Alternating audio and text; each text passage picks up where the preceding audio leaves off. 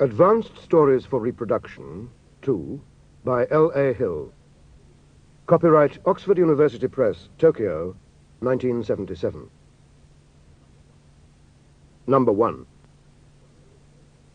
Some villagers were going to celebrate an important wine festival in a few days' time, so they borrowed a huge barrel from the nearest town, put it in the village square, and determined that each of them should empty a bottle of the best wine he had into it, so that there should be plenty at the feast. One of the villagers thought he would be very clever. "If I pour a bottle of water in instead of wine, no one will notice it," he said to himself, "because there will be so much excellent wine in the barrel that the water will be lost in it." The night of the feast arrived. Everybody gathered in the village square with their jugs and their glasses for the wine. The tap on the barrel was opened, but what came out was pure water. Everyone in the village had had the same idea. Now answer these questions. Number 1. Why did the villagers borrow the barrel? Number 2. How did they plan to fill it? Number 3. What did the villager who put the water in expect the others to do? Number 4. What did they in fact do? Number 2. Can you think of a sentence in which the word "and" appears 5 times without any words in between? There is one at the end of this story. There was once an inn which was called the Horse and Cart. It had a sign outside it which had a picture of a horse and cart on it. But the sign was getting very old, so the owner of the inn decided to have a new one made. He went to a painter and asked him to paint one, and to write "The Horse and Cart" on it in large letters. A few days later, he went to see how the painter was getting on. He liked the picture of the horse and cart very much, but he did not like the writing at all. He said to the painter, "No, no, there's too much space between horse and and cart." Now answer these questions. Number 1. What is strange about the last sentence in this story? Number 2. Why did the inn sign have a picture of a horse and cart on it? Number 3. Why did the owner of the inn want a new sign? Number 4.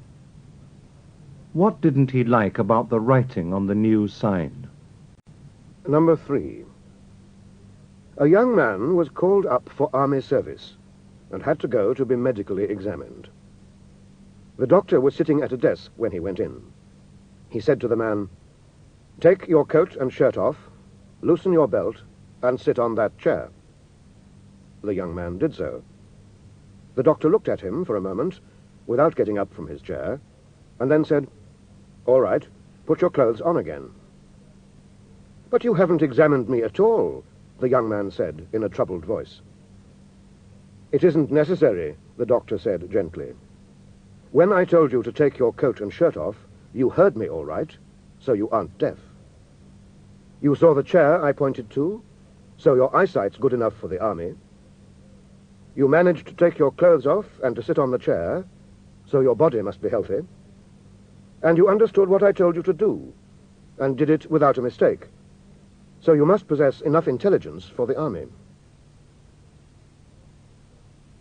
Now answer these questions.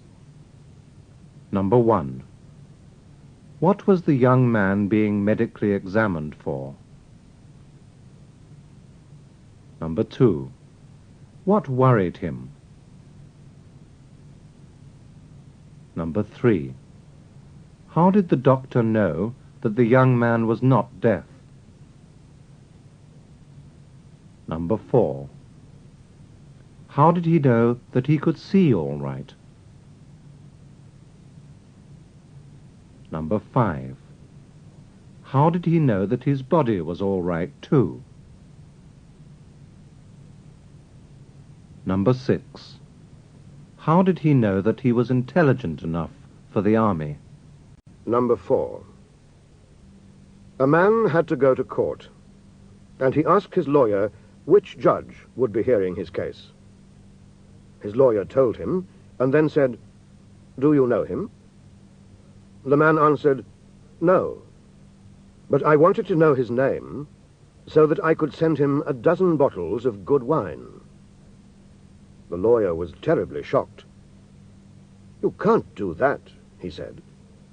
"You would be breaking the law very seriously, and you would be sure to lose the case." Some weeks later, the case was heard, and the man won it. As he was leaving the court, he said to his lawyer, "My present to the judge was quite successful, wasn't it?" The lawyer was even more shocked than before, and said, "What?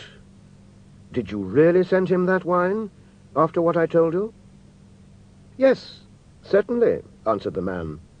"But I put my opponent's name on the card, which I sent with the wine." Now answer these questions. Number 1. Why did the man ask his lawyer the name of the judge who would hear his case? Number 2. Why was the lawyer shocked? Number 3. What shocked the lawyer even more after the case had been heard? Number 4. What had the man done to win his case? Number 5. A man was telling one of his friends the secret of his contented married life. "My wife makes all the small decisions," he explained, "and I make all the big ones. So we never interfere in each other's business and never get annoyed with each other. We have no complaints and no arguments." "That sounds reasonable," answered his friend sympathetically. "And what sort of decisions does your wife make?" "Well," answered the man, "she decides what jobs I apply for, what sort of house we live in, what furniture we have, where we go for our holidays, and things like that." His friend was surprised. "Oh," he said. "And what do you consider important decisions, then?" "Well," answered the man, "I decide who should be Prime Minister, whether we should increase our help to poor countries, what we should do about the atom bomb, and things like that." Now answer these questions. Number 1. What was the secret of the man's happy marriage? Number 2. What sort of decisions did the wife make? Number 3. What sort of decisions did the husband make? Number 4. Which of the two was able to carry out his or her decisions? Number 6. John was the only son of a wealthy American businessman. Usually he was taken to school by the chauffeur in his father's beautiful car, before the chauffeur took John's father to his office. One evening, his father told him that he had to go to the airport early the next day, so he would need the car at the time that John had to go to school. He said that John's mother, who possessed another car, would still be in bed at the time he had to leave the house. "Well, how will I get to school if you need your car and Mummy is still in bed?" John asked. His father thought this was a good opportunity to teach him a lesson about how hard life was for the less fortunate people of the world.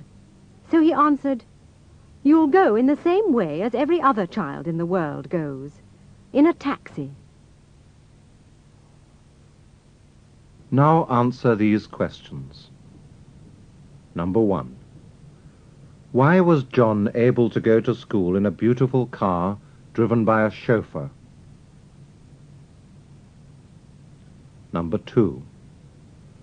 Why couldn't the chauffeur take John to school one day? Number 3. Why couldn't his mother do so? Number 4. What was the lesson that John's father wanted to teach him? Number 5. Do most children in the world go to school by taxi? Number 7. At the entrance to a big office in London, there was a book which all employees had to sign when they arrived each morning. At 9 o'clock, the manager's secretary, who lived in a small flat above the office, had to draw a red line under the last name in the book, and anyone who came after that had to explain why he was late. Whenever there was a thick fog in the city, the first person to arrive late usually wrote, "Delayed by fog," under the red line in the book, and then everybody else who came after that just put ditto underneath. But one foggy morning, the first man to arrive late wrote, "My wife had a baby early this morning," instead of "delayed by fog" under the red line in the book. 20 or 30 people who came after him put ditto underneath this, as usual. Now answer these questions. Number 1.